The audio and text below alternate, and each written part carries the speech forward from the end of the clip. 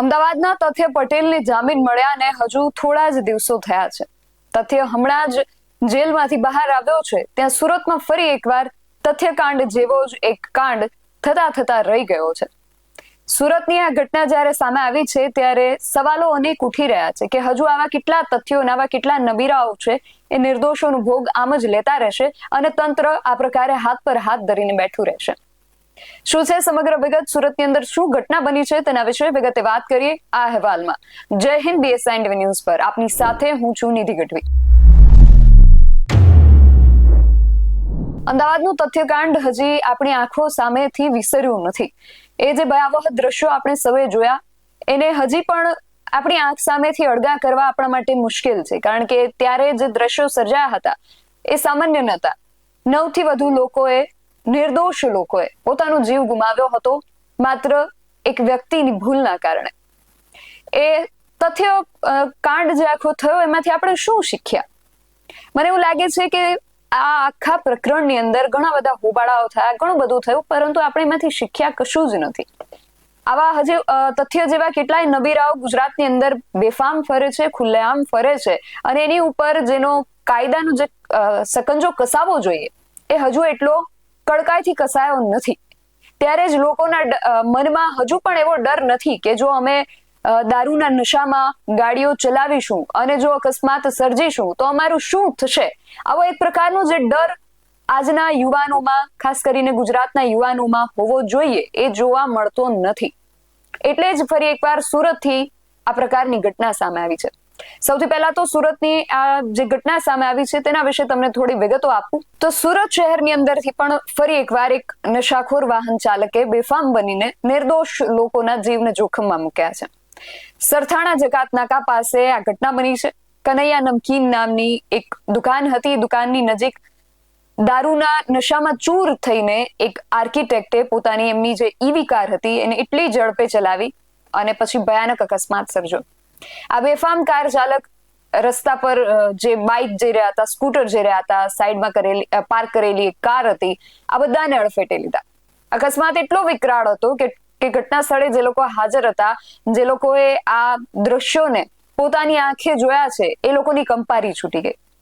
આ દુર્ઘટનાની અંદર 2 સગા ભાઈઓ અને બીજી 2 મહિલાઓ પણ ઈજાગ્રસ્ત થઈ છે. આ જે આરોપી છે એ મૂળ ભાવનગરના કુંડલી ગામનો વતની છે. એ ભાવનગર જિલ્લાનું જે તળાજા ગામ તાલુકો છે એ તાલુકાના કુંડલી ગામનો આ વ્યક્તિ છે અને અત્યારે સુરતના સરથાણામાં એ રહેતો હતો. ઉંમર એની આશરે 32 વર્ષ છે. વિજય વિખડિયા એનું નામ છે અને વ્યવસાયે આ વ્યક્તિ આર્કિટેક્ટ છે. આ વિજય જે છે એ 3 જૂનની સાંજે પોતાની ઇલેક્ટ્રિક કાર લઈને નીકળે છે. સરથાણાનું જે જકાતનાકા છે, જકાતનાકા પાસે આ અકસ્માત સર્જે છે ને ઉલ્લેખનીય વાત એ છે કે દારૂના નશામાં એટલો બધો ચૂર હતો કે એને કોઈ ભાન ન રહ્યું કે સ્પીડ કારની જે હતી એના પર એ કાબુ ગુમાવી બેઠો અને આ પ્રકારે એને અકસ્માત સર્જો.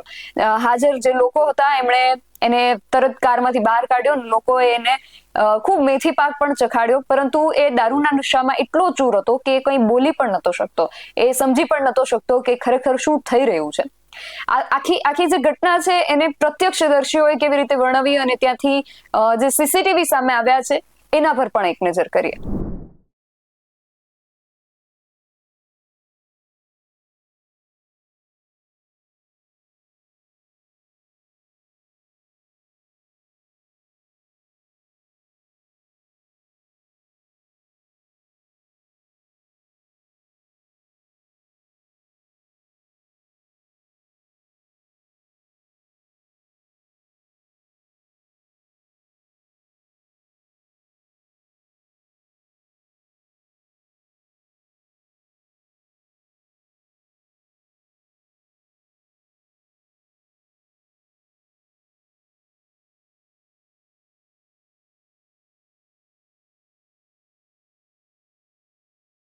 મારું નામ મનીષ વાઘાણી છે. અત્યારે સરથાણા વિસ્તાર છે, અત્યારે ગીચ વિસ્તાર છે, એમાં નબીરાઓ આ જે ગાડી ઇલેક્ટ્રિક ગાડી છે જે ઈ-વ્હીકલ કહેવાય, એમાં એક વ્યક્તિએ દારૂ પી અને રાહદારીઓને ઝપટમાં લઈ લીધા છે. એક તો 4 વ્હીલ ગાડી જે બંધ કન્ડિશનમાં હતી એને પણ અત્યારે ઉડાડી છે. 2 લેડીઝો જે છે એને પણ ઉડાડ્યા અને 3 જેન્ટ્સને જે ટુ વ્હીલ લઈને જતા હતા એને હોતી ઉડાડ્યા છે.